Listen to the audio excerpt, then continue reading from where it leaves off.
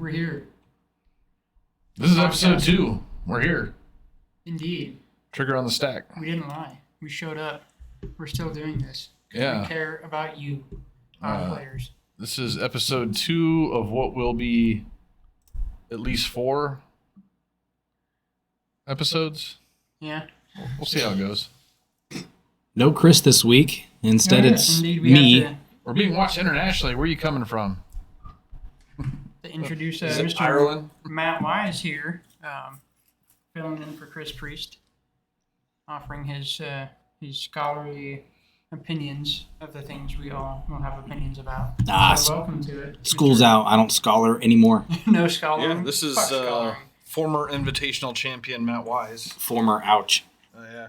I mean, like, you're not the reigning champion, so that's True. Former. Right. So I said one time, Let's kick this off by Matt Wise telling us a little bit about himself. Yeah. And who he is in Magic. Okay. I've been playing Magic for, I don't know, a little more than a decade.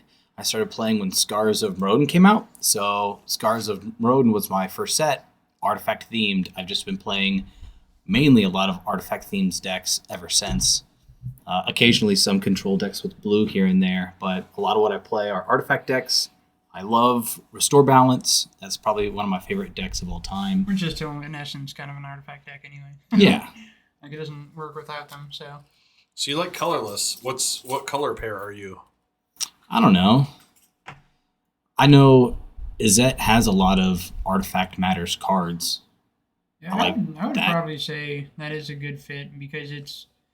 And we've seen you play a lot of those Artifact Matter decks that happen to be Izzet decks, and they do have heavy hitting cards for artifacts. So yeah, I think that's stand. I mean, you don't see you play white really at all or green. That doesn't really I think happen. Izzet makes sense for him because he plays Blue Moon, and then you play what's that wonky Eldrazi deck? Elder Deep Fiend. Elder Deep Fiend. Yeah. All right, well that's that. So today we're gonna kick it off with talking about Streets of New Capenna, and we have one card in mind because it's definitely, with every set, there's always one or two heavy hitters anyway. Most sets just Except for the Fairy Tale set. Yeah, that thing was just fucking crazy. But yeah, KCI enthusiast for sure. But so the big one from New Capenna thus far, and is definitely the most deserving of conversation, is definitely Ledger Shredder. That card is nuts. Yeah, and Ledger Shredder, for those of you that don't know, is a flying blue creature for 2 mana. It's blue and 1 for a 1/3. Yeah, 1/3 flying for 2 already. I think that's just a good rate. And whenever a player casts their second spell in any given turn, it connives, which is basically it loots. You draw a card and discard a card, and if you discard a non-land, it gets a 1/1 counter. So the result of this is you get to draw a shit ton of cards, a lot of looting, and the thing gets really big, really fast. Yeah, it's a very efficient win condition. It is definitely a must answer card. I mean, you can't let that fucking thing go. I mean, it's pretty nuts. and the way that it's worded and the way that it works, you can actually trigger it up to 4 times per turn cycle. Twice on their turn, twice on your turn. Right. So it gets pretty silly. Yeah, no, it is and it's with it just being blue. I mean, it does naturally what blue does. Like it's just the perfect marriage for any blue deck. So like, it just goes in any blue deck. And so I guess that's part of the conversation is, do we want such a powerful card to just go in literally every blue deck ever? Because I mean, there's just no reason not to play it, right? The reason not to play it is you have a wealth of other options. Sure. I mean, that's fair. If your deck doesn't have a lot of 1-drops or 0-drops, then you're banking on your opponent having a lot of those to trigger it super consistently. I don't necessarily think so. I think if you're just playing a pretty generic mid-range, if in control, you're definitely have a good opportunity to trigger it. But even just a generic mid-range deck, it just triggers all the time, and very consistently, twice per turn cycle. Every time I've played against it online, that's exactly what happens. It never doesn't trigger each turn in a turn cycle. Yeah, I haven't seen that happen yet. No, I mean, I do kind of agree with Matt. I think that it does work better the lower your curve is. Sure. Well, I mean, absolutely. But also, I mean, obviously you're seeing reanimator decks Right. and modern Oh, yeah. play it just because it's a great discard outlet. Well, so that's the thing is it slots into so many already existing things. It hasn't created new archetypes. It just goes in all these archetypes. What floored me the other day, I got smashed by it playing against PJ in Pioneer. His deck didn't need it for what its deck was trying to do to win with that whole Godfrow's gift plan. Yeah. But the fact that it had it, he got 2 out there, and I couldn't get to my cards that could actually kill it. Yeah. I was stuck in a lance for a bit. So we had that match on stream. Yeah. And the thing that stuck out to me was that if you had like some kind of effect, like we'll say like Rest in Peace, which I don't think you were playing white in the deck you were playing, but say you had Rest in Peace in play. The way that game went, like he would have won with the Ledger Shredders anyway. I mean, like, that's how he won. Yeah. No, that's how he whooped me. It was just 2 Ledger Shredders, pop, pop, pop. It's just the fact that like it was good enough on its own. Yeah. And I think that again, like with it being blue, what does blue do? Blue draws cards. Blue has gas. Every blue deck has gas. You're going to be playing cards. You know, like that's what a blue deck does. You're never not playing cards if you're playing blue, right? I mean, that's the idea, right? So you should always be. It should just be an exponentially growing threat almost all the time. You know, and the base stats on it physically are really good. I mean, for one trigger and it's a 2/4. One turn cycle, it's a 3/5 flyer for 2. Yeah, itself. That's fucking nuts. Yeah, I actually had that happen today. I was playing Grixis Death Shadow online, and I played Ledger Shredder, and this was not like turn 2. This was a little bit into the game, but played Ledger Shredder and immediately followed up with a bobble. Right. So right away, boom, loop. Right. I've got a 2/4. Yep. I pass turn. I'm playing against a team of Rhinos. My opponent attempts to cascade on their turn. Trigger. Right. That's 2 spells. Yep. I attempt to counter the Rhino, the crashing footfalls. Right. Which they follow that up with a Mystical Dispute. And then I spell Pierce Mystical Dispute, trigger. Yeah. So I play it, and then trigger 3 times. So I untap with a 4/6. Yes, that's 4/6 for 2. That's what I'm saying. Good luck rhinoing now. I'm gonna block it with my little bird. That's the thing. Bird I actually ended up getting into board states where they ended up resolving rhinos. It just didn't matter. I've just got 4/6 flyers and No, Death Shadows and all this nonsense. And that's the thing that's the beauty of the card is just that it didn't make any archetypes. It just goes into archetypes, and it can revive archetypes. I heard somebody, I think Spike made an Archetype Phoenix deck with it. Yeah. And that seems like, I mean, perfect. That seems exactly like what that archetype needed was this guy to Yeah. just sit there and like block early and then be its own threat. And like, oh, you got to answer my Phoenixes? Well, you're probably going to answer this fucking thing, you know? Yeah. And it skews things too, because when it comes to your turn, you're on the other side of it. Now you have to point your removal at it first, you know, because there's no sense in giving them a card to look at. Like, you don't want to do that, not in Magic. You don't want to give them even one more card to look at, not in Modern for sure. So then you have to remove it first before you do anything. Then if that baits out a counter spell, then it just sets up. Yeah, it's powerful. It's powerful. The best pairing I saw, so I was playing the Grixis Death Shadow, just kind of like the common list, and if you get to untap with it, it plays really well with the iteration. Yeah. Oh yeah. Just because you like any turn where you cast iteration, it's extremely likely that you're going to double spell. Yeah, exactly. For sure. And so it played really well with that. And I know like this will subside over time, but I'm also noticing like you get like it's really hard to kill this thing's lightning bolt. Yeah. You know, like, and it's kind of like scary to try. Yeah. And I've actually seen actually like 2 different occasions now, somebody tried to lightning bolt it as their second spell for turn, which really doesn't work out very well. Exactly. Like, you've got to prioritize that first. It skews your play pattern. Like, you have to, like, get rid of that thing first.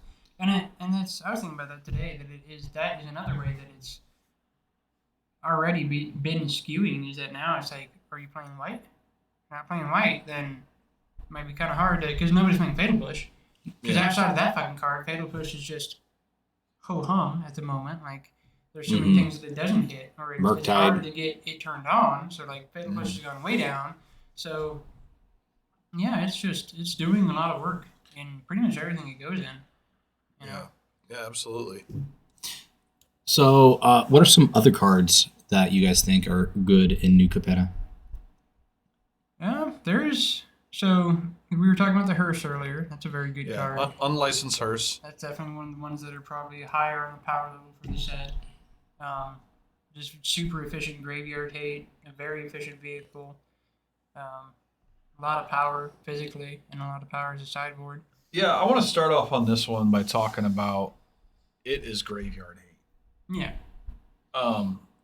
Now, granted, as far as other playable graveyard hate, I think it's like the rock type of graveyard hate where you tap it to exile cards.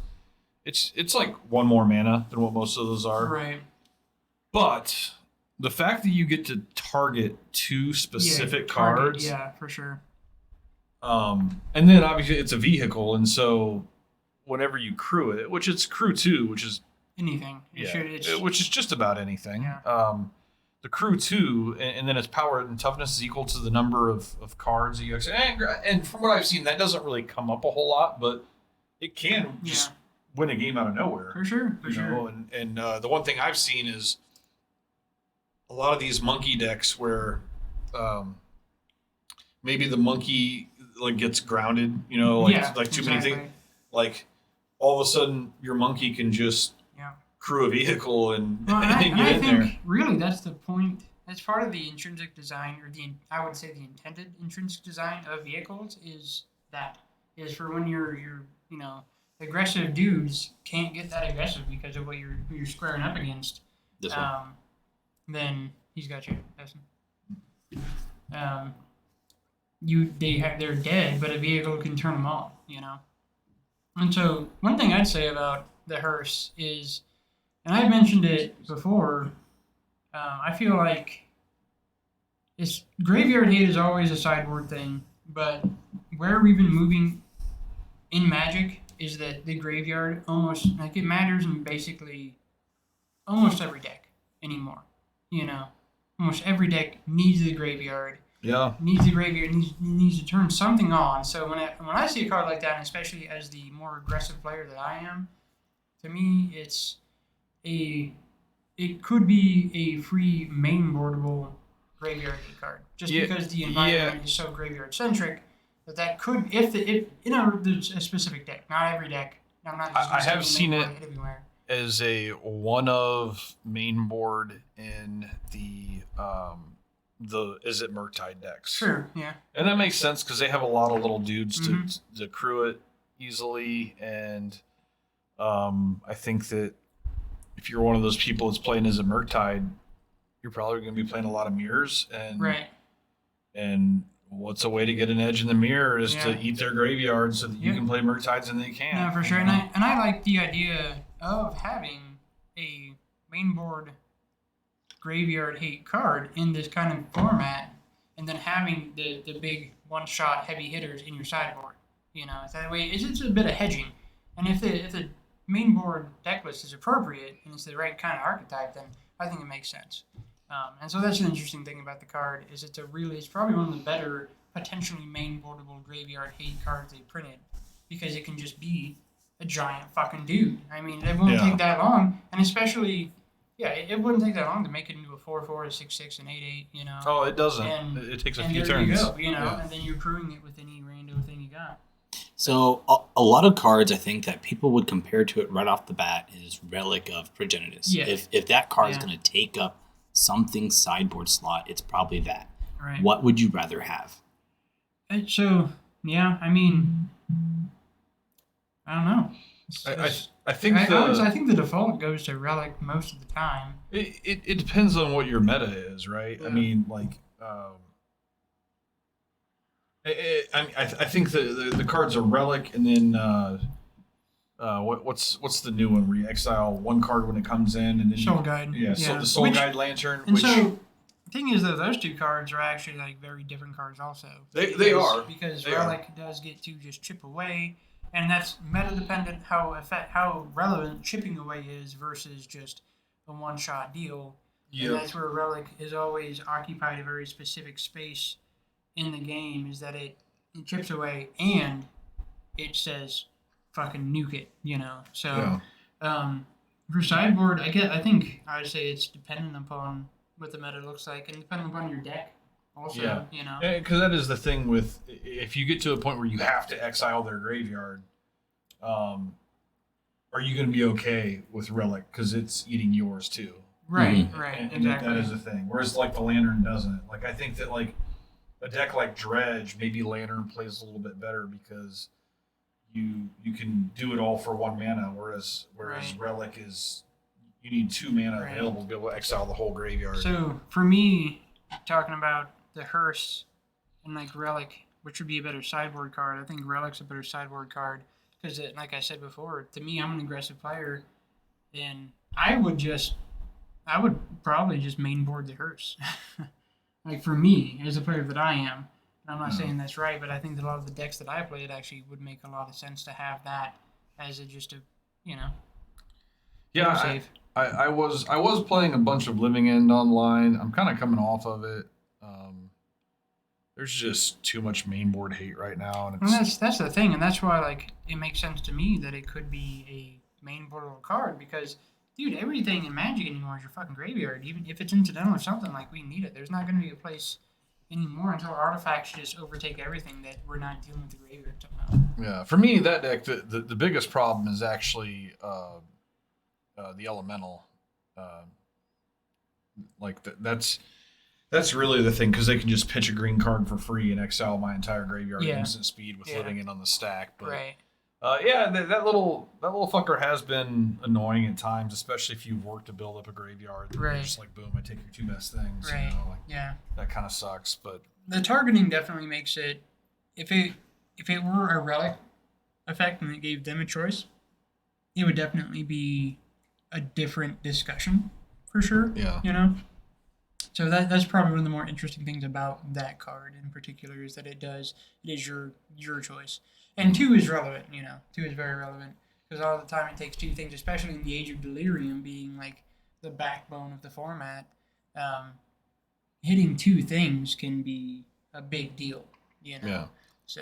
And just to be clear, I have played the card one time. I don't remember exactly what the list was, but I played it one time, and I exiled a bunch of cards from my opponent's graveyard, and I got to a point where I played something and crewed it, and attacked for what would have been lethal, and then it got bounced with Otawara, and that felt shitty. Yeah, well, I mean, I think getting anything bounced with Otawara feels pretty fucking shitty. Which, by the way, in case anybody was wondering, everybody freaked out about the new Beseju.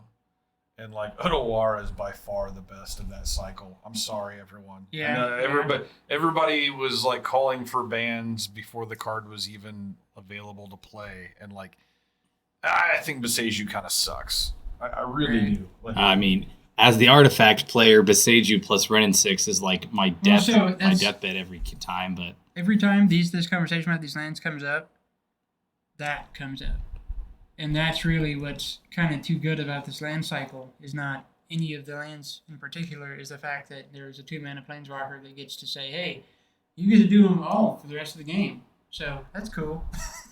You know, that's kind of the issue at hand there, I would have to say. And I think people are also somewhat blinded by Beseju, and they forget that it's a land that you could play. Yeah, well, because we saw that like there was an example of that in the tournament that we had last weekend where somebody missed a land drop and held on to that card, and it's like, what the fuck are you doing? Yeah. Like, and I think that comes into play more too with it being a green card because green decks a lot of the time don't draw as many cards. So like for Otawara, like it's easier maybe a little bit to hold on to it because you're seeing so many cards in these decks that play Otawara that like it's not a big deal to hang on to it. But beside you, like you need land, and holding on to it can really fuck you up because you're probably not drawing that many cards unless you're playing around in 6. You know, so. Yeah, it's just the versatility. Like I had one. I was playing a blue control deck against Hammer Time, and at the time, I think it was actually blue-white control. And at the time, like playing blue-white control, a lot of your removal is sorcery speed with like the prismatic endings, and Hammer Time is kind of problematic. Right. And so like I actually missed a land drop on purpose just because I didn't want to pass turn and die to Hammer. And I thought that was a way that like that was something I could do that they couldn't really interact with all that well. Hammer Time, that is the thing. You let one thing slip and you just lose that game. So yeah, but then they ended up not having the hammer. I think I missed like 2 land drops holding that up, and then I ended up drawing like a memory deluge, and then they didn't have hammer, and so I was able to memory deluge into land plus something amazing, and then it was just like, okay, now I'm actually going to play this out. You know, I got to a point where I ended up playing it out eventually, but yeah, it's just the versatility is really nice, and the fact that the thing that's really nice is just Otawara just deals with anything, and I've won so many games just untap, bounce your thing, attack for lethal. Yeah, you know? Yeah. You had a thought, Mr. Wise? Whilst we still have some people still in the chat, I have one more card for us to talk about. What Sing play?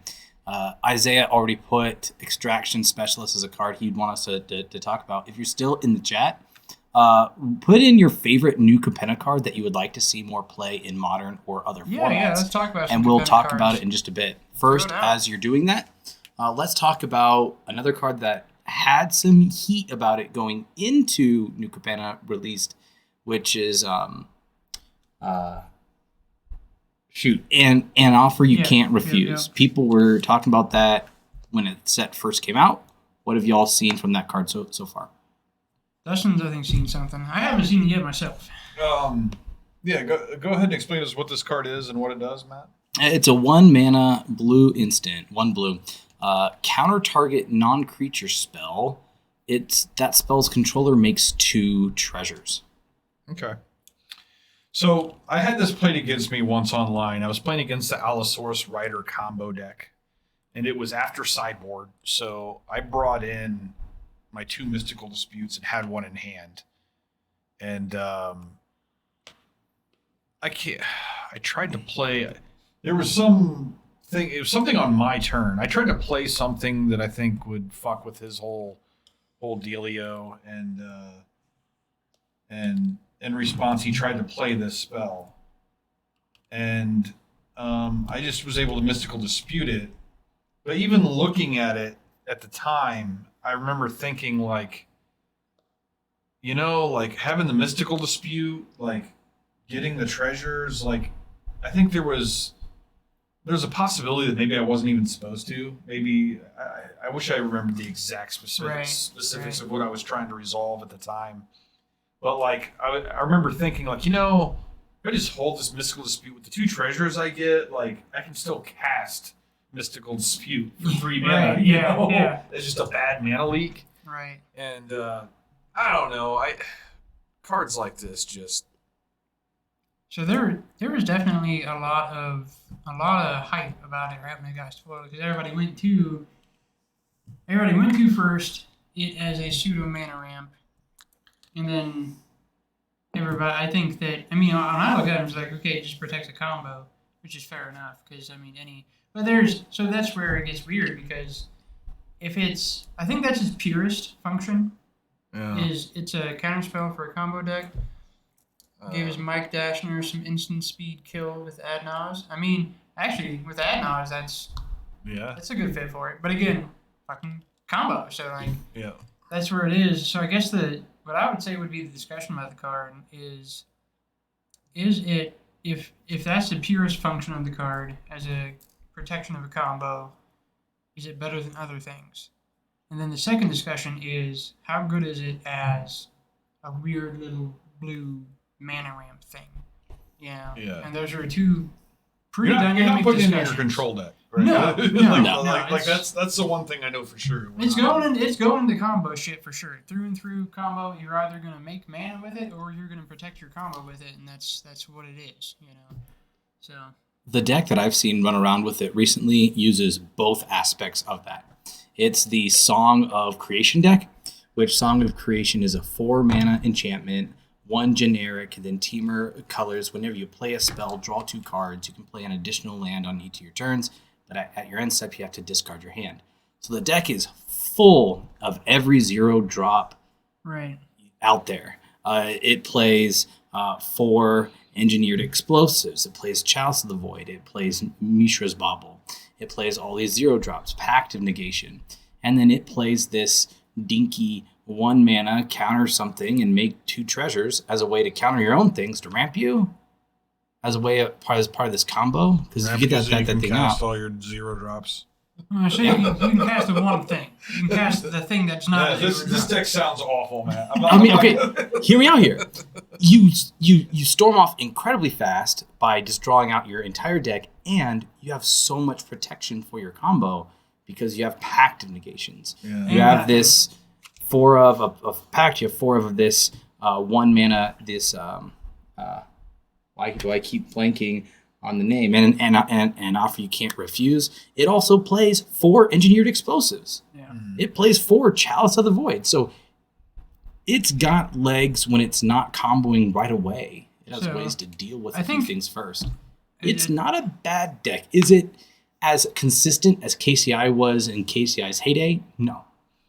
Because you can't sacrifice, you can't like storm off in response to someone trying to kill your KCI like KCI always tried to. So the thing about, what I would say about this deck is that it is very meta dependent, very matchup dependent, you know? And so like Dustin is like, yeah, it's fucking terrible. And honestly, Dustin would probably do pretty well against it most of the time. Build bajillion counterspells and interactions. To do well against it, you know, these decks. Dustin always plays the shit that does well against these decks and has the ability to play well against these decks.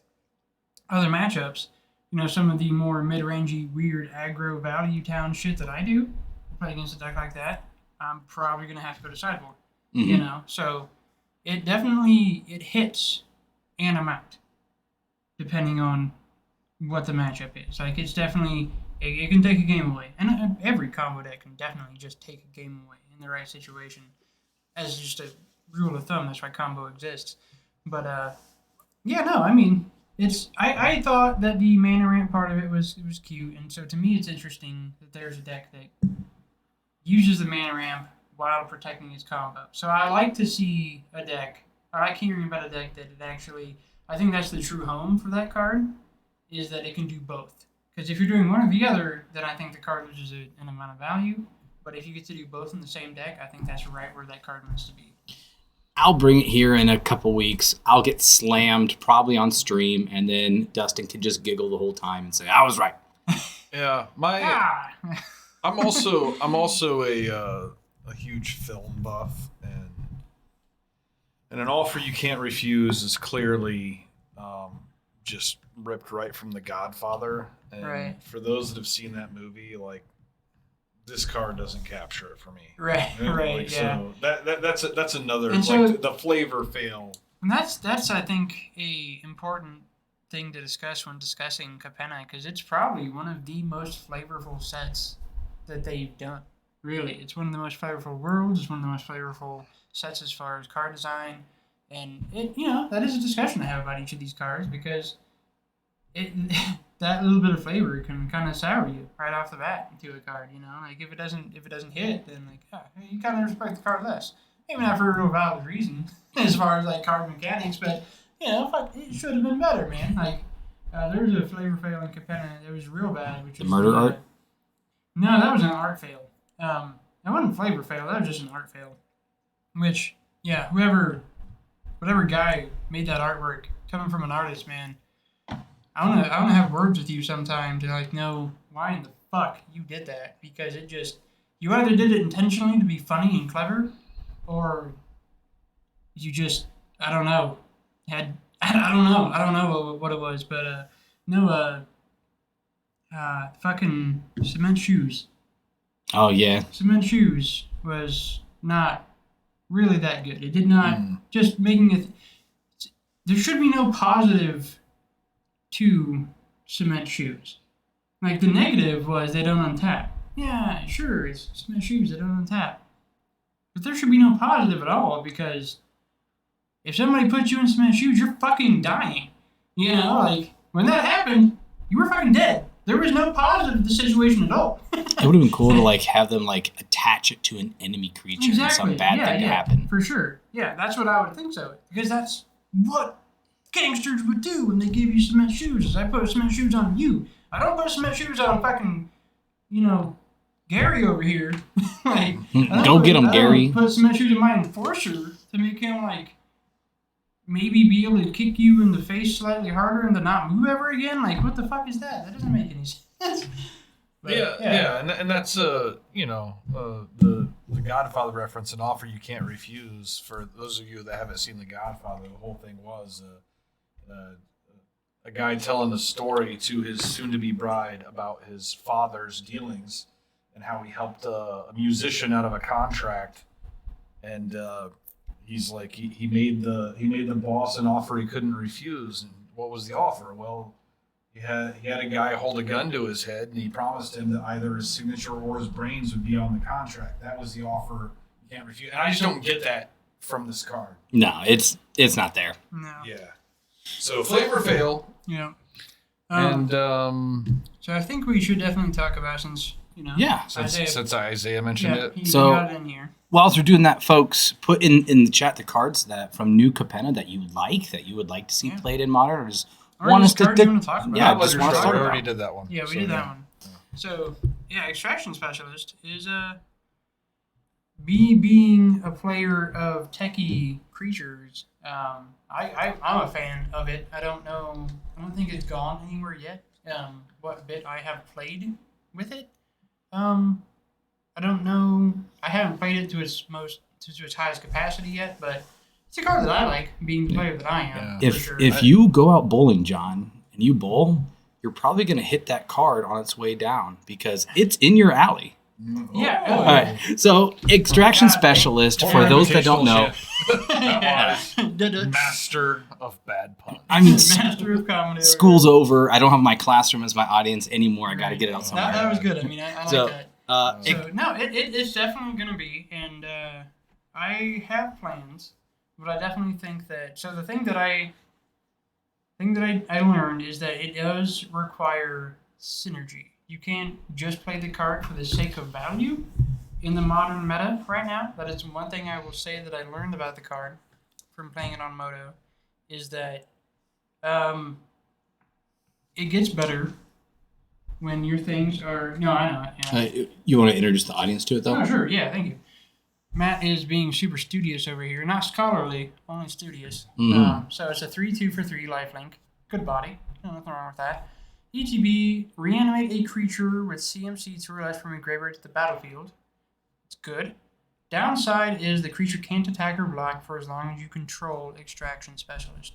And this is all for 3 mana, 1 white and 2. For 1 white and 2. So there is a lot of value to the card, just on face, for sure. There's a lot of value there. Reanimating a 2-drop. The downside of not attacking or blocking. It's a pretty huge downside. It is a huge downside, but if it's going in the right, that's what I was saying. Like there has to be real synergy with the card on all levels. Like it's not a card that you can just try to get some value for the sake of value out of, because the nice thing though about that reanimation clause, while you can't attack or block, it does not lock down any activated abilities. So, you reanimate a Stoneforge, you reanimate an Esper Sentinel, you reanimate something that has a static, that has a trigger, that has any of these kinds of things, and you get your value back, you do. The thing that I saw with the card is that if you don't have synergy in graveyard synergies, and you're just expecting, to get value from your things dying, Modern is definitely a format. And, I mean, really, I think Magic anymore, like, your shit's not always gonna die. There's enough like wonky ass combo nonsense that your shit might not die. And then this card is just a pretty. I mean, it's like it would have been fantastic 15 years ago as a 3/2 for 3 lifelink. Like that would have sold like a motherfucker back in the days of Torment and shit. But now like. It's just not that good. So you either have to be throwing your own shit away to get that value. Let's keep in mind for a second that we just had Luris in Modern. Right. Yeah. Which is just like an infinitely better version of a 3/2 lifelinker. Now I do think. It. Go ahead, Matt. No, sorry. Oh, okay. Yeah, Luris was nuts, and dude, I love the shit out of Luris. I wish that card wasn't banned. I'm okay that he's banned. He should have been banned. For the last 2 years have been bitching about Companion as the real problem, and I'm sure an amount of people out there agree with me. I don't know if they see the respect. It's not anymore because now it's just people playing bad 80 card decks. Yeah. But no, it's Extraction Specialist has some potential. It really does. If you're doing, and it could even maybe there might be some kind of combo stuff you can do, and I like it in like a Death and Taxes as well. Okay. Like something like that where you're reanimating, getting to reanimate Step Bomb and Thalia and things like that. Like I've got plans for it in an Esper Human deck. So I didn't think about that from something with like an activated ability or something. Yeah, no, it that kind of makes sense. I don't know. Like, all right, I'm gonna be Debbie Downer on this. Like, it's probably like it might be. I don't know standard right now. Maybe it's good in standard. Right. I think that's the play. I think in modern, I just think there's no way you're ever playing this card. So I just feel like there's like we're talking. It's competing against every other 3-drop. In the history of modern, and I can't imagine this is your best choice. I think that the downside of it, of having like bringing your thing back and having it not be able to attack or block is a huge downside. I think that it plays horribly against sweepers. I almost think it'd be like a better design for modern if maybe it's like when it entered, it exiled the card, and then when it left the battlefield, you can return that. No, I would like that design more myself. Yeah, too, it plays better against sweepers or. So the thing I would say though is that I did play a good amount of it when I jammed at least 10 matches with the thing, and that wasn't ever. And so I was playing with Esper Sentinel and Stoneforge, so I had things that were relevant. Even just Esper Sentinel felt fine, and that wasn't as bad a downside as when you play against a combo deck, because it felt good when you played against any kind of a mid-range control deck. It felt great there. It really did. But the downside, the times that it felt bad, where I'm just playing against something that just didn't kill anything, and I just sat there with this card in my hand, or I drew it, and I'm just like, could be literally anything else. So, yeah, it doesn't play great against sweepers, but not that many people are playing sweepers. Really. I mean, I haven't seen that many sweepers in a minute. Oh, I'm playing them. Yeah. I mean, yeah. I mean, not always, but I like to play them. You're going to have them in 75 for sure, but from what I've been seeing online, I don't see a lot of sweepers anymore. Unless I'm playing like a Grixis deck or something that's just wall-to-wall removal, which honestly is not a bad strategy right now. I mean, I like playing a lot of removal. You can play your Ledger Shredder, and if removal's bad, you just pitch it. It's fine. Yeah. No, and that's exactly why that card is fucking silly. Because I think you said it, and I coined it earlier today, talking to Isaiah or somebody, that it's just the blue Termaglyph, and I think that's... It doesn't sound like somebody would say, but I mean, like, it makes sense. I feel like you said that. I mean, I'm pretty smart for saying that. That makes sense. No, it is, because, like, you just... I mean, again, like, the value on that card is just astronomical. Like, why wouldn't you play it if you could play it? It's blue. Fuck it. It's easy. The first time I ever played Modern was in an event where I bolted the Tormaglyph, which added the instant to the graveyard, which made it not die. And I feel like people are going to do that all the time with Ledger Shredder and not realize it by triggering. Bolted is the second spell. Yeah, that's going to happen. You know it. Folks in the chat, since we did have a big increase in viewers there, put the cards from New Capenna that you want to see us talk about.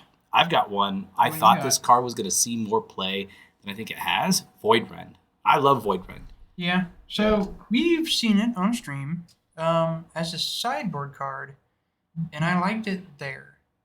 Yeah, and for those, and Void Rend is it's just Esper. Exile. No. Destroy. Destroy any non-land permanent, and it can't be countered. Yeah. So I'm going to start with this one because this like reaches to the soul of something I've long believed. It's a U card. It's not an E card actually. Oh, not a U card. Yeah. I have a very strong rule in Magic where if I'm paying 3 mana for a spell, and I'm talking specifically about like instant sorcery, I better be able to get a 2-for-1 out of it. And especially something that has 3 symbols. Yes, yeah. And like I'm talking like when you're thinking 3 mana, you're thinking K command, Archmage's Charm, Esper Charm, Maelstrom Pulse even. Yeah, but if I'm paying 3 mana, I need to be able to get a 2-for-1 out of it. Now, I'm not going to completely destroy Void Rend because in Modern it does kind of fit into a certain meta where if you want to play Esper Control and throw one of these into your deck and maybe another in the sideboard or whatever, I'm not going to kill you right now because Murktide Regent is a real problem. Yeah, exactly. And the fact that it's just play a bunch of cheap spells, get out a cheap Murktide Regent, have an 8/8 flyer and back it up with Spell Pierces and I kind of feel like storms. Maybe that is really the intention of the card. Yeah, and I feel like outside of that, like I don't really love the card, and I feel like it's like maybe you start one, you put another in the sideboard, but like if you're not playing against specifically Murktide Regent or some other huge delve thing, or some other like tempo backup something with like I feel like it has to go. Right. And also, and another thing with 3-drops is like this thing is just atrocious on the draw, right? I mean, like you're just so far behind already, and like, and I mean that's kind of getting into the weeds a little bit, but like a bit. But it's fair though. Like we'll do an episode on sideboarding, and that is a great episode. Yeah, and that's one of the things I think a lot of people miss is like because people love sideboard guides, right? Where it's just like, oh, like I want to play this deck, I need to find a sideboard guide online. It's just like there is no true sideboard. I don't think you should ever sideboard the same way every time. And your sideboard should be like pretty different on the play than it is on the draw. That is definitely a thing that people fail to. And I'm not. Sideboarding is probably my weakest suit in the game, and I try really hard to improve upon it, but it's hard. And that is definitely a thing that people just overlook, like the dynamic that is that difference. Because it has to be different. You have to consider that to be really successful. Yeah, and without getting too far into the weeds on this, because like I said, this is a whole other. But like an example today, when I was playing Grixis Death Shadow, I played against Money Pile. I won game 1, so I was on the draw for game 2, and I slimmed down and brought in like Mystical Disputes. It wasn't Money Pile. It was the Elementals deck, which is basically Money Pile. Sure. Yeah. Yeah. They're pretty fluid right now. I brought in Mystical Disputes on the draw because I thought my thinking is that they're ahead of me. They're doing everything a turn faster. Having a 1 mana, being able to get one of their big blue things right off the bat, like when they're trying to play earlier than me. Like, but then they ended up winning that game, so I'm on the play game 3. I took those out and brought in more grindy, like actual 3-drops that are potential 2-for-1s because now I'm the aggressor. I'm the one that's out in front on mana, and I'm not as worried about being behind on the mana. And now all of a sudden, Mystical Dispute becomes this awkward late draw where they've got 15,000 mana because I let a Red and 6 go a turn too long, and I draw this Mystical Dispute, and it's just atrocious, Yeah. So Isaiah Mosher brings up Shadow of Mortality. 15 mana. Than his last one. Yeah, 13 generic, 2 black for a 7/7 that costs X generic less, where X is the difference between your starting life total and your current life total. that card is, I think it's not great for a discussion because, I mean, it only does one thing.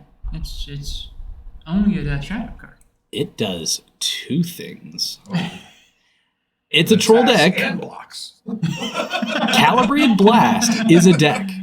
Right. Calibrated Blast is sure, a deck that sure. people play, and Yeah, people yeah, put yeah. it in there, but not because they're ever going to cast the card. Just because it's a ginormous. Yeah. So it just There's a is million an fucking expensive things card. you could put in there for that. That's not even the Not a million, defensive like card. 3. You got 3. This thing, Emrakul, the Eon's Torn, and the freaking Big Worm. There's plenty of dumb big shit.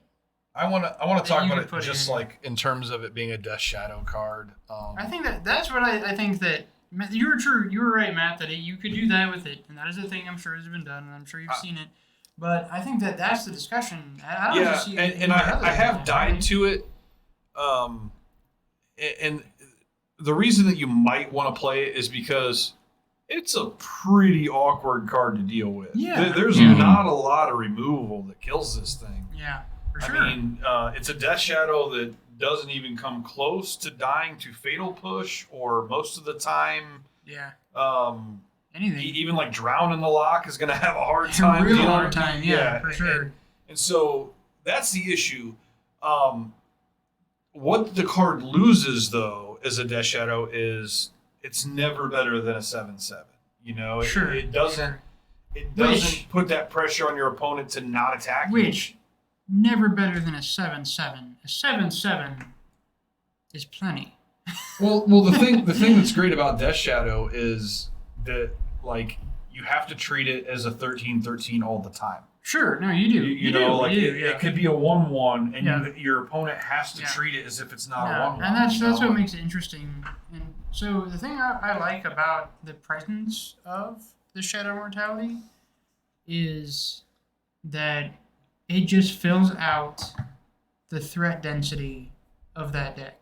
You know, I don't know if a Shadow deck would play more than 2 of them, but I like that it's available to make sure that you have the threats there, that you can carry it home, you know? I mean, it's definitely... Shadow is... I mean, it's the namesake card. Shadow's Death fucking Shadow, you know? That's what the deck's built around, and it is a very unique, interesting card. There's a lot of play to it. But he needs some friends. Yeah. Really, he needs some friends. Yeah, I feel like it's not there right now. I feel like that slot in the Death Shadow deck, if you feel like you want that card, people are playing Murktide in that spot. You should probably just play Ledger Shredder. Broken ass ridiculous card. And Just play Ledger Shredder. and I think Or that too, and I yeah. think Murktide makes a lot more sense because you're already probably playing like Archmage's Charm. Yeah. And the double black is actually really kind of awkward. Right. Yeah, I can see that. So I guess it does depend really just on the build. I mean, I'd say that's true for basically every card.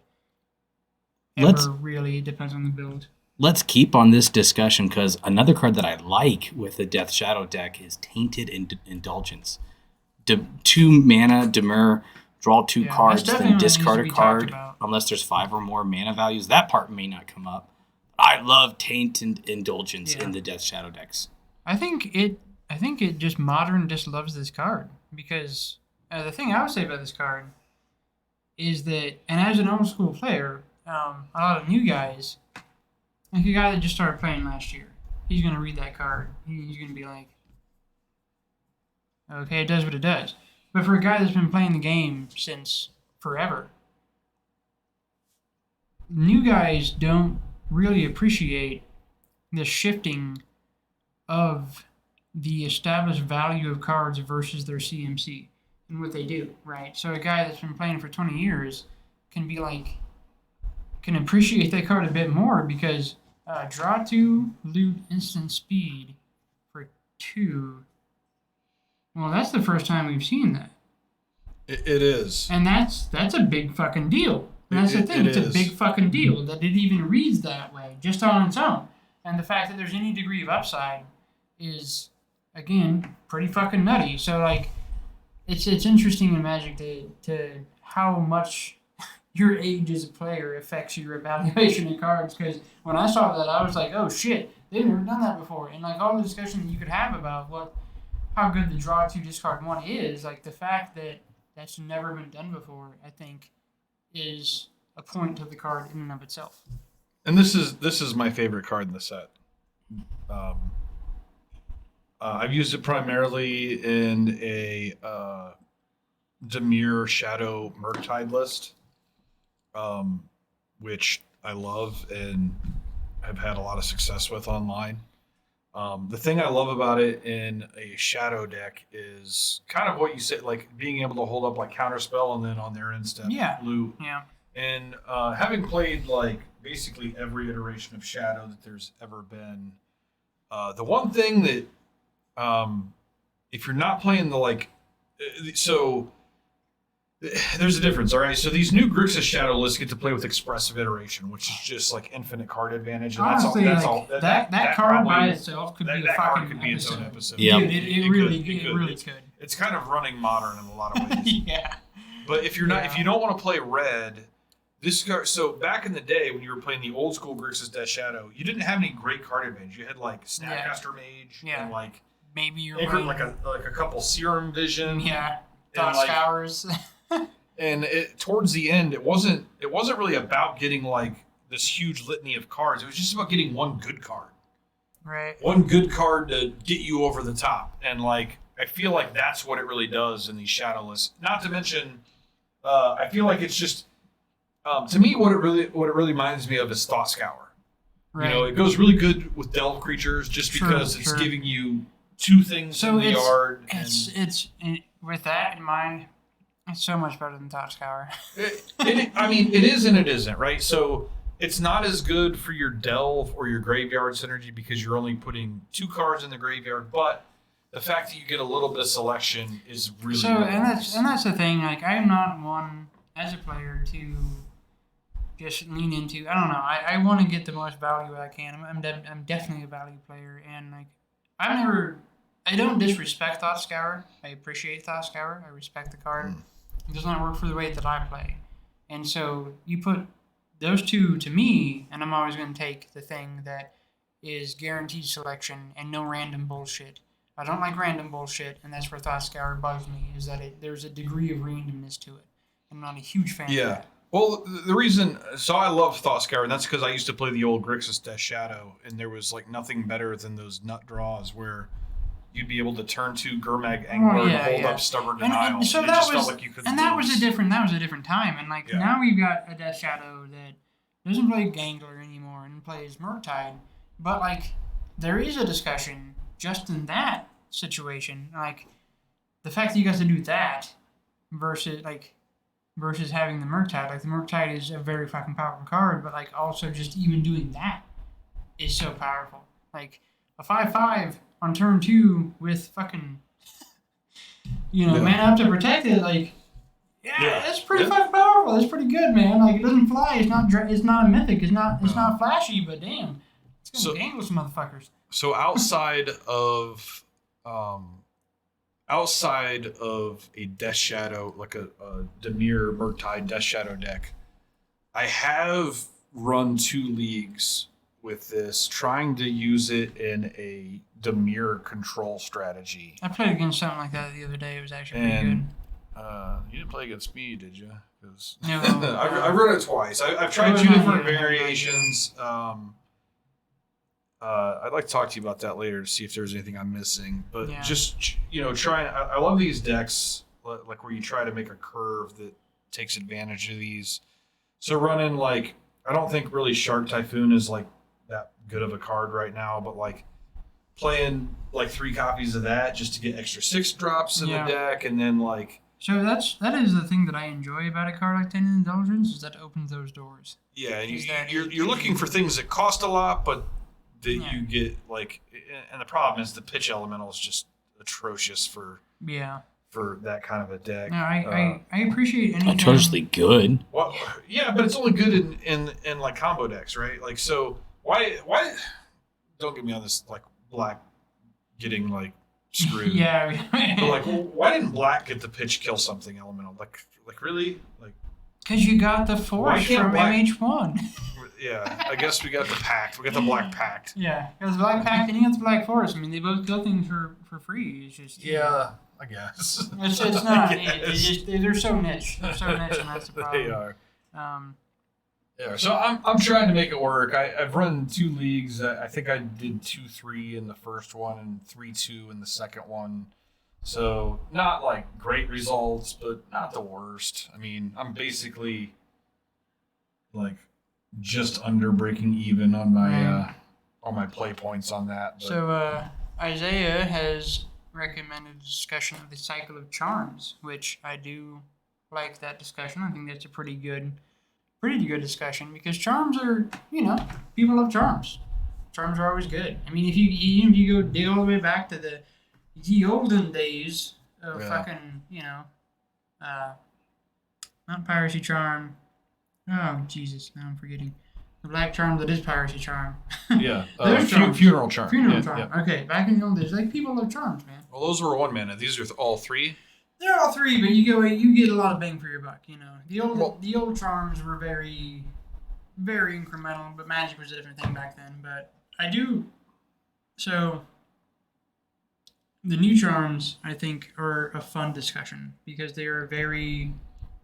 Because we've had one other iteration of 3-mana charms, and those about everybody can agree were pretty lackluster. They made no impact at all. The Khans charms did nothing. Oh, we also had the we had the like the Esper charm and. Okay, well, so that was it. The Khans was the last iteration. You know what? So actually, just charms is a pretty good discussion because there were the original 3-mana charms, which were in Apocalypse. That block, not Apocalypse the set maybe, but that block, which were the Rith charms, the Urgaz's charms, Croesus charms. Those charms, I think, all felt pretty good. But the thing is, back to your point about 2-for-1s in Modern, so it depends on... And that's specifically for these new Capenna ones, because they're all 3 mana. They're all 3 mana. So I think... What I said is, if I'm paying 3 mana for a spell, I better be able to... Right. There better be the potential for it to I suppose that what I'm saying is, for any discussion of charms in general, specifically 3-mana charms, there does need to be the foundation of what format are we talking about? Because the format tilts the evaluation of the card. The format tilts the discussion of the card. So... if we're going to talk about Modern, it's different than if we're just talking about in general, and if we're not even talking about competitive formats at all. So, but I think that the thing that I like about the Capenna charms is they feel the closest to the OG tricolor charms, which were the Apocalypse, the Daragazes, Croesus, because I've always wanted those charms in Modern. Never going to get them because those charms look and feel so much better than their predecessors, which is the next generation of charms, which was the Khans charms. They just did, or the Elara charms, they just did more than the Elara charms. Like they did exactly enough more than the Elara charms to feel better than the Elara charms. And then we had the Khans charms, which were just kind of everywhere. Wasn't there another set of charms in there? We had like the Rakdos charm. Well, those are 2-mana charms. Yeah. So we're talking about 3-mana charms specifically. So I think the fallback and the reason why we're not seeing play of these 3-mana charms actually has a lot to do with these two-mana charms. Let's look at why the 2-mana charms were good but never reached great. Yeah. It's because they tried to do so much to a point that Wizards of the Coast had to delimit the cards. Sure. They couldn't give a card with this many options to it. Too powerful. And not a 2-mana. Not a 2-mana. I do think some of the 2-mana charms are good cards. I think that some of the 2-mana charms have. Well, I think that. So the thing that I will say about charms in general, and why I enjoy every time I see a charm printed, I get tickled. I fucking love charms. I do. Because I think overall they have a lot of potential over the years. we could evaluate this charm in this meta, in this format, in this condition of the game right now, but we don't know if that condition of the game is going to be, and the meta is going to be in 10 years. You know, so any charm that's printed could have just one sweet spot where it's just the fucking jam, you know, like 2 mana, 3 mana, 1 mana charms. Any charm could just have that moment in Magic history where it just fucking does the goddamn work, you know, and you never know when that moment's gonna come, you know. So charms are intrinsically interesting just for that characteristic, you know. But 2 mana charms are very good, but some of them are also super lackluster, you know. Like Dustin hates fucking Izzet Charm. I respect Izzet Charm. I think if you put Izzet Charm in your deck, you're probably gonna lose. I think it might be the worst Magic card that people play in Modern sometimes. Yeah. Like so, it's atrocious. Mike Dashner says Rakdos Charm. Rakdos Charm is a very good. It's very good for the 2 mana charms. I like Rakdos Charm. I like that it's graveyard hate. You know, it just offers an array of things. It has a relevant thing to do every time. I really liked it in the Modern format when Splinter Twin was a thing. It was just a backdoor win. For sure, yeah. Like, if this cat combo. Yeah, if this Vivian cat combo deck it's comes gone back, already, by the way. Oh, is it really? Like, I haven't seen it online since, like, the first week. I think people realized that the deck sucks. It was hot for a second. But you hear that? That's my bubble that you just burst. Thank you. Dude, it's gone. It's already gone. Thank you. The good news is, I mean, maybe you can, like, snipe somebody a couple weeks ago when it's... But, I mean, I guess week 1 it was not on the radar. So, after the charm discussion, actually, we should circle back to that Vivian, because she's a worth discussion card, I think. But, so back to the 3 mana charms. Broker's Charm is good because it's a 2-for-1. Yeah, so I have said since they were spoiled, I thought that my assessment of the charms is that everybody was hyped about the Esper Charm, the Obscura Charm, because of what it does with the fairy. Being able to... Really, it's just everybody's hyped because I could reanimate the fairy. That's what everyone was hyped about. Yeah, That's what everyone was hyped about. I maintain that the Broker's Charm... What a discount you get. Right. And the Jon Charm, I felt... were the best ones, flat out. The Riveteer's Charm, I think, were the best of the cycle. Because Broker's Charm's 2-for-1, Riveteer's Charm, not necessarily 2-for-1, but it draws cards. Like, you end step that, you exile the top 3, you got 3 cards in your hand your next turn. You know, like, and that's card advantage. That's the potential. It exiles an entire graveyard, or it edicts their best shit. You know, so like to me, those 2 were clearly the best. And it's been the most played in Modern. So far. Yeah, I've seen it by far. Yeah. Of the charms, but I don't know. Like, I really like the Broker's Charm, but I've had this discussion with you many a times, John. Like, all I've ever wanted, like, Magic, Wizards, just print blue and 2. Draw 2 cards at instant speed. That's all I've ever wanted. I don't think I'm asking too much. I'm asking for a 3 mana card that's 1 blue symbol and 2 colorless. Yeah, I know. But draw 2 cards at instant speed. Because you got Archmage's Charm. That's not better. That's 3 blue. That's 3 blue. What it does outside of that makes it as good. It makes it as good. It may not make it better, but it makes it as good. The card that removed Cryptic Command. Yeah. No one plays Cryptic Command. I mean...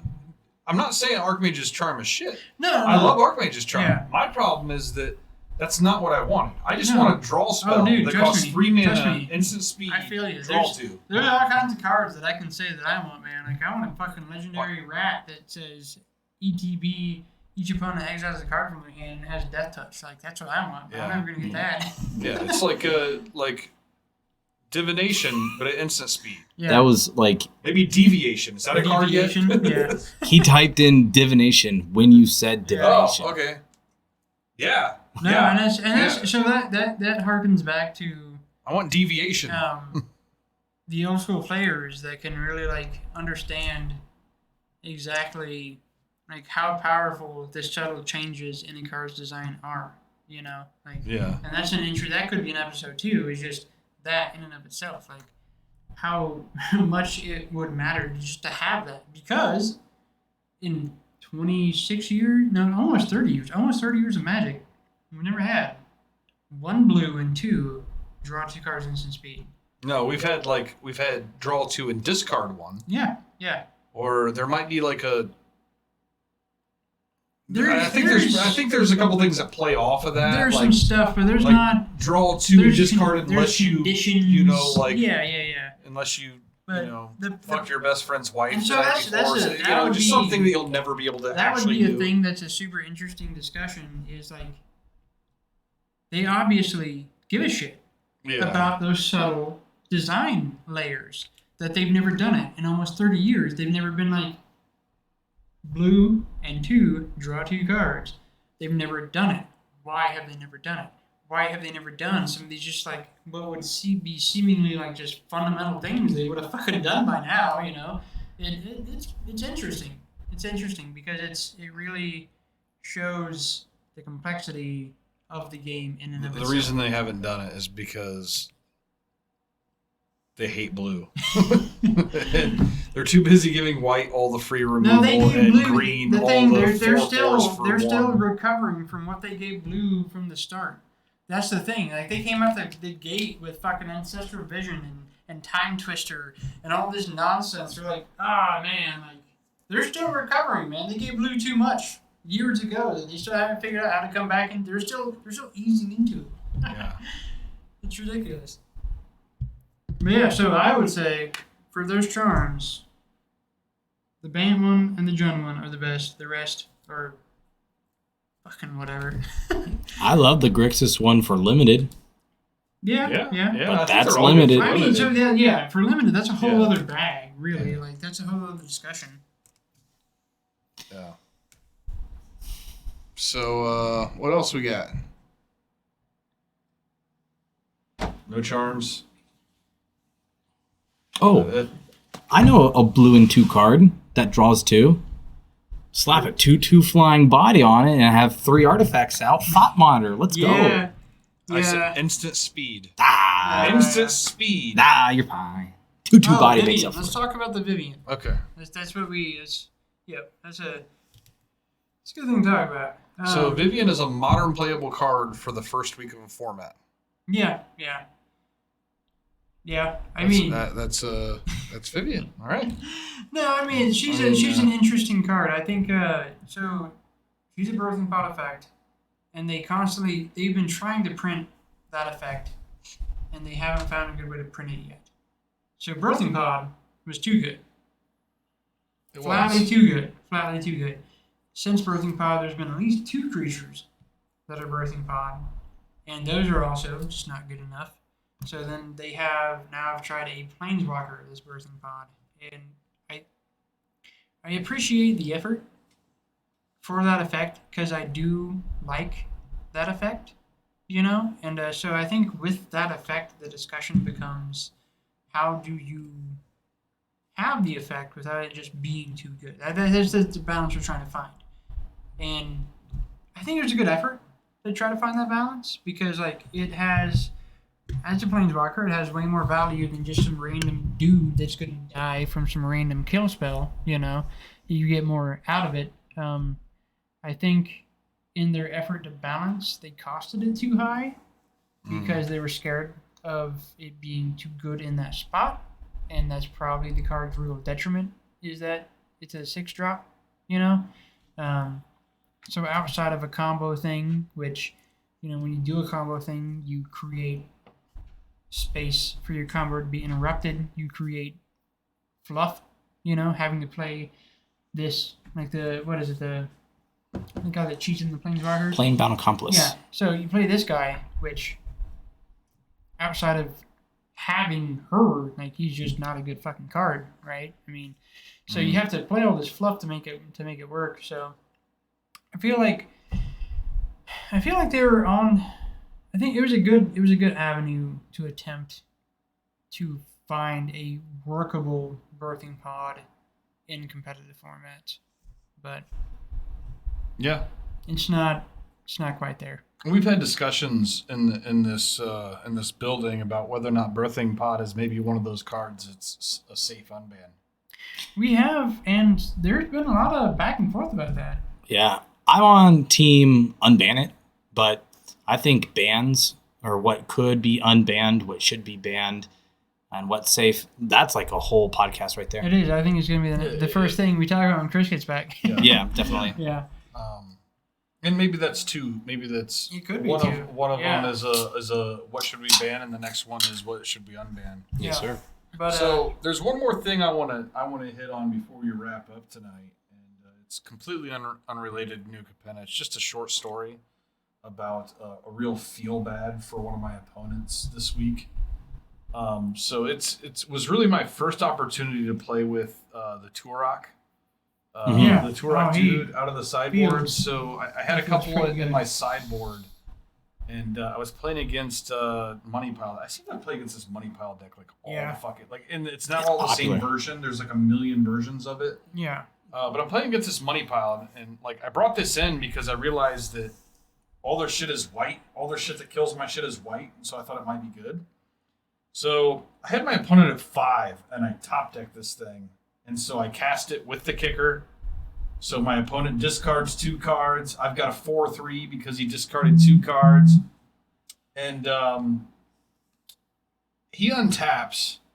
And I immediately see him tap a white and 1. Pause for a moment and then untap. So I'm thinking he has Prismatic Ending. He's trying to Prismatic Ending and realizes that doesn't do anything. Yeah. And so then he plays Little Teferi and realizes that he can't bounce it, and so he just draws a card for no value. Right. Passes turn, and granted, he's at 5, and I've got a 4/3. Right. So I attack, and he cycles. He cycles his Triome, right, looking for an answer, which is discarding and drawing. Oh, Jesus. Which put my guy to lethal. Yeah. So that's my feel bad of the week. Yeah. It's my opponent online who cycled to his death. Yeah. Now, Turok is a... So, that's the thing. White has gotten so good. And here's this sleeper thing they printed that lurks in the shadows of Turok.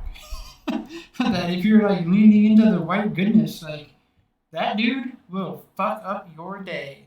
Like, if you're leaning into white, I'm the white player around here, so, like, the times that I've had to deal with that, like, yeah, no, it's awful. Like, you get all these answers, you can kill anything, like, fucking on top of the world, and, like, here's some weird guy in a shitty cloak chanting in a graveyard shirtless, like, and he just fucks your day up. Like, thanks, guy.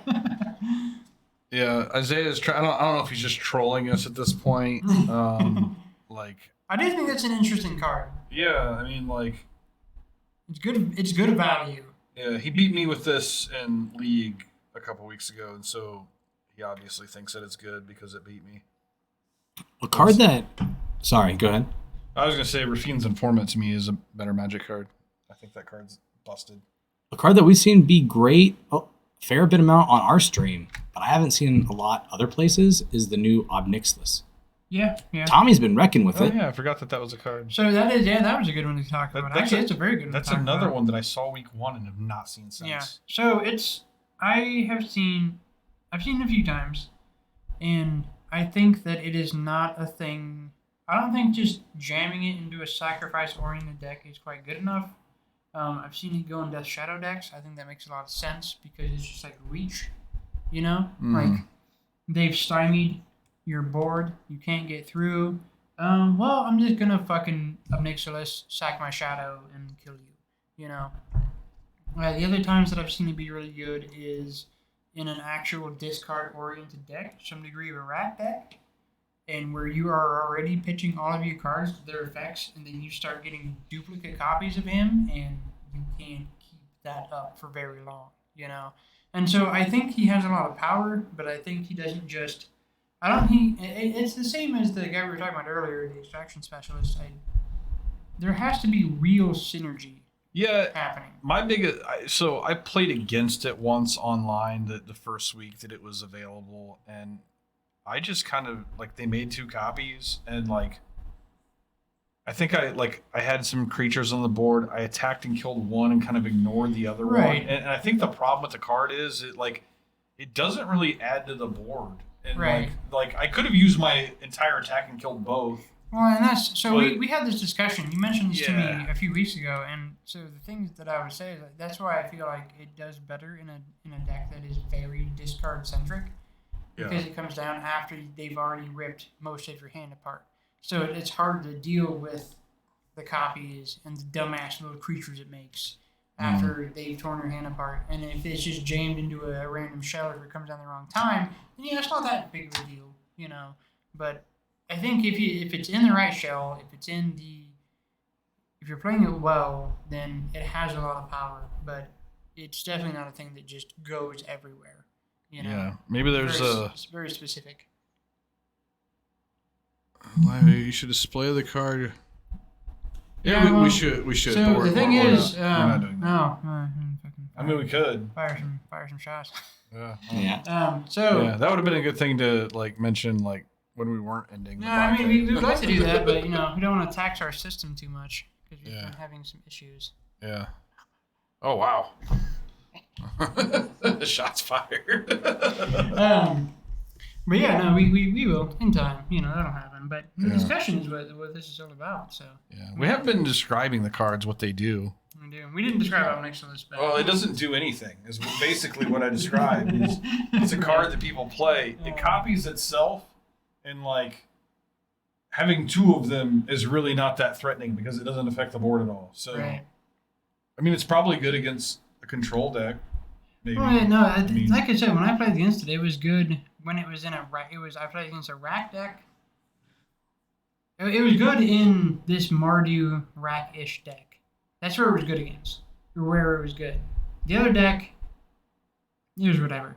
That was just variance and a player error on my part that won that match. But in the Mardu thing, which the guy told me was a spike deck, it seemed really good. Isn't everything these days? Yeah, I know. Yeah. Jesus Christ. Anywho. I lost to him the other day, by the way. Oh, did you? Yeah. Ooh, you're a celebrity now. Dude, I got fucking owned. It was not close in any way. He was playing some, it was a hollow one deck. It was playing some madness guy that you can pump two in the front for one. Oh, but the fucking root lava. Yeah, whatever. Yeah, That's just I totally just... Yeah, it was... it was Vengevine. It was a Vengevine deck. Yeah, I got owned by it. It's fine. Yeah, it's one of those decks that, like every deck, every deck has its predator prey scenario. That is very true of this game. That there's always that situation.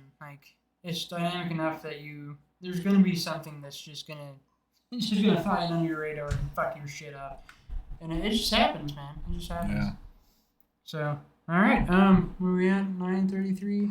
I guess it probably should be time to do the signing off. But so we have a lot of cool potential episodes coming up soon. A lot of stuff we can talk about. Yeah. So that's gonna happen. We definitely appreciate everybody tuning in. Second time out, feel like it was fun. Hope to see you in a couple of weeks. Thanks for having me out. Thank you, Matt Wise, absolutely, for coming in and chiming in. Thanks for being available. Yeah, and thanks for pitching in. We appreciate it. So, all right. So, let us know your guys' thoughts. Got any suggestions? Feel free to get a hold of us. You know how to get a hold of Take Action. We're always here. But we'll see you in a couple of weeks. Yeah, prioritize 2-for-1s. Yeah, exactly. That is the rule of law. 2-for-1s for sure. Peace out. Peace.